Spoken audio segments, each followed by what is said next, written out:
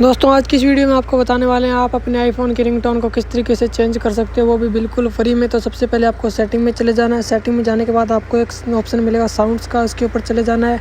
यहाँ पे जाने के बाद आप देखोगे यहाँ पे आपको रिंगटोन, न्यू वॉइसमेल और सभी चीज़ों की जो अलर्ट साउंड है उसको चेंज करने का ऑप्शन मिलेगा।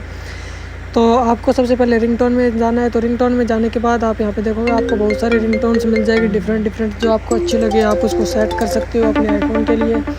लेकिन जो एक आईफोन के साथ में एक रिंगटोन आती है वो सबसे बढ़िया रहती है और वही आईफोन की असली रिंगटोन है और उसी से आपको बढ़िया आईफोन वाली फील आएगी। लेकिन अगर आपको उसके अलावा भी कोई और टोन बढ़िया लगती है तो आप उसका यूज़ कर सकते हो। और इसके अलावा भी आपको यहाँ पे बहुत सारे ऑप्शन मिल जाते हैं। अगर वीडियो अच्छी लगी हो तो वीडियो को लाइक कर देना और चैनल पर फर्स्ट टाइम हमारे चैनल को भी सब्सक्राइब कर देना।